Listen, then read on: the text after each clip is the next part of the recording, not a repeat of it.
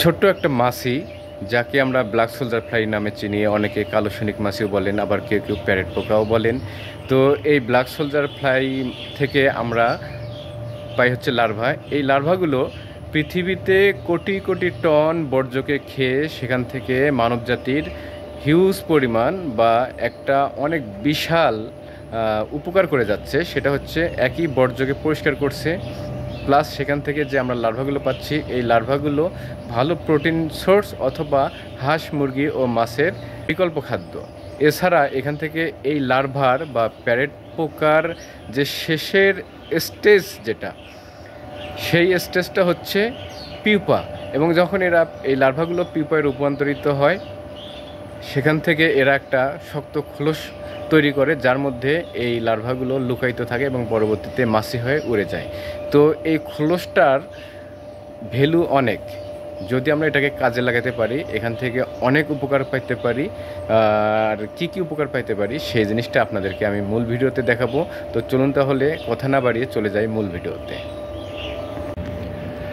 আসসালামু আলাইকুম, আপনারা সবাই ভালো আছেন, সুস্থ আছেন এই কামনে শুরু করছি। তো আমার খামারে, ব্ল্যাক সোলজার ফ্লাইয়ের খামারে আমি এখন যাচ্ছি। তো যাওয়ার আগে আমি যে পাশ থেকে যাচ্ছি সেখানে আপনারা প্রথমে দেখতে পাচ্ছেন অনেকগুলো ক্যারেট। এই ক্যারেটগুলো আমি সবগুলো এই লার্ভা উৎপাদনের কাজে ব্যবহার করি।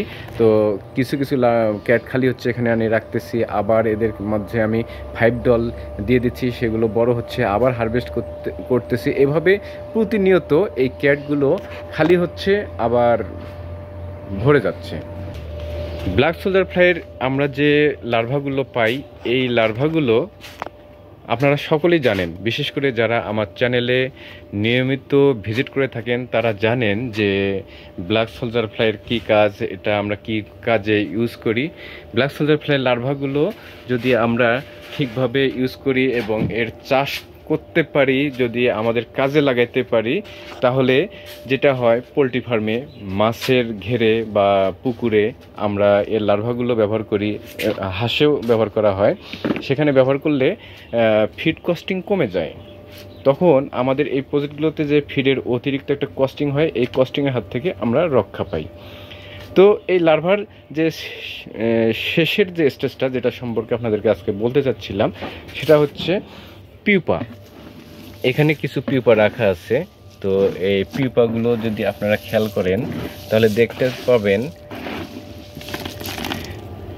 এই যে এখনো নড়াচড়া করছে, এটা হচ্ছে পিউপা। এই পিউপা হচ্ছে ব্ল্যাক সোলজার ফ্লাই লার্ভার একেবারে শেষের স্টেজ। পিউপাগুলো এখনো নড়তেছে, তো যতক্ষণ নড়ে এদেরকে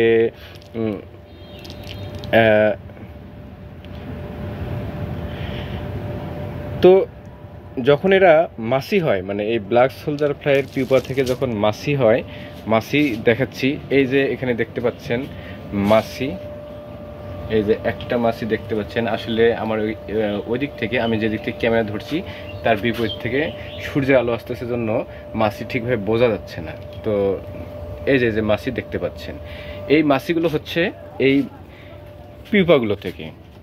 তো পিউপা থেকে যখন মাছি উড়ে যায়, তখন এখানকার আমরা যে লাস্ট অবশিষ্টাংশ যেটা পাই সেটা আপনাদেরকে দেখাচ্ছি। এখন দেখে এদেরকে আপনাদেরকে জাস্ট ময়লা মনে হতে পারে বা আবর্জনা মনে হতে পারে, কিন্তু এটা আবর্জনা নয়, এটা হচ্ছে মাছি হয়ে উড়ে যাওয়ার পরের অবশিষ্টাংশগুলো, মানে খোসাগুলো। তো এই খোসাগুলো অনেকে আবর্জনা ভাবতে পারেন, কিন্তু এটা আসলে আবর্জনা নয়, এর ভ্যালু অনেক। তো এই ব্ল্যাক সোলজার ফ্লাইয়ের এই খোসাগুলোর মধ্যে কিছু গুরুত্বপূর্ণ উপাদান আছে, যেগুলো আমরা যদি কাজে লাগাই, মানে এই খোলসগুলো যদি কাজে লাগাই, তাহলে এই উপাদানগুলো, যে গুরুত্বপূর্ণ উপাদানগুলো আছে, এগুলোর আমরা উপকারিতা পাবো, এবং এই উপকারিতা হচ্ছে ব্যাপক। তো কি কি উপকারিতা পাইতে পারি, এর মধ্যে আছে কাইটিন নামক একটা গুরুত্বপূর্ণ জিনিস আছে।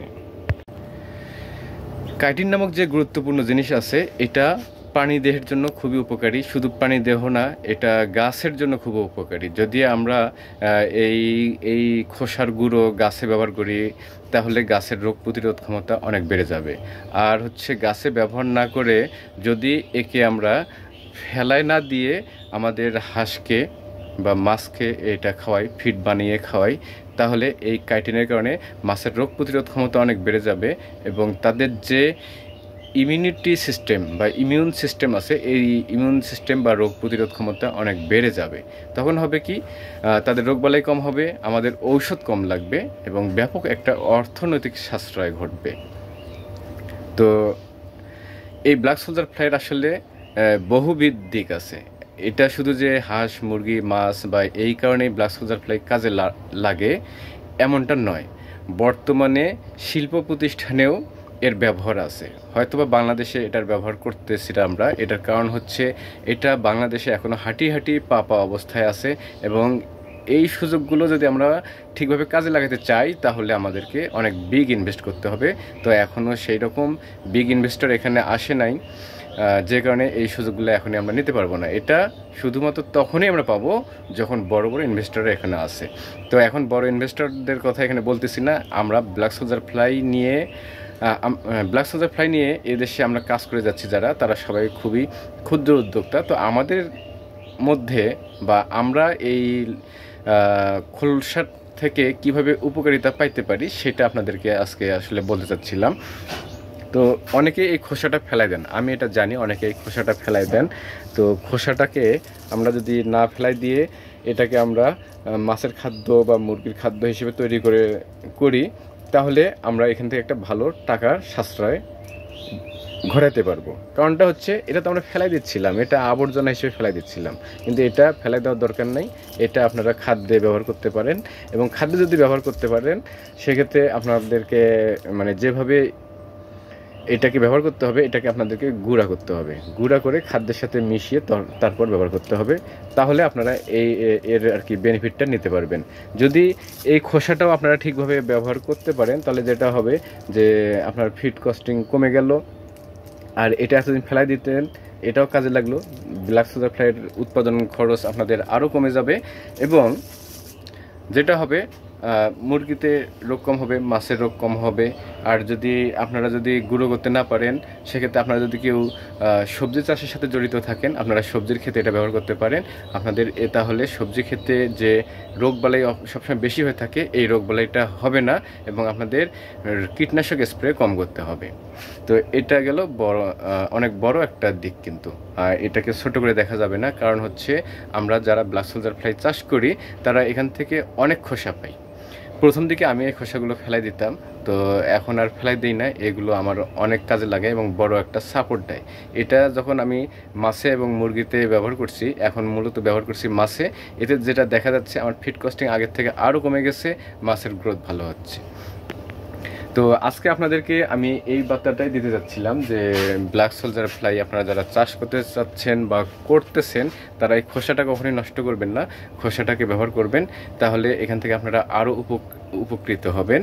উপকৃত হওয়া মানে আপনাদের অর্থনৈতিক সাশ্রয় হওয়া, আপনাদের ব্যবসায় প্রফিট বেশি হওয়া। তো যদি ভালো লাগে, আমার এই ভিডিওটা যদি ভালো লাগে আপনারা আমাকে জানাবেন এবং তাহলে আপনাদেরকে ব্ল্যাক সোলজার ফ্লাই নিয়ে এ ধরনের আরও অনেক গুরুত্বপূর্ণ তথ্য আমি শেয়ার করতে পারবো। তো আজকের এই ভিডিওটা এ পর্যন্তই। আপনারা সবাই ভালো থাকবেন, সুস্থ থাকবেন এই কামনায় শেষ করছি। আল্লাহ হাফেজ, আসসালামু আলাইকুম।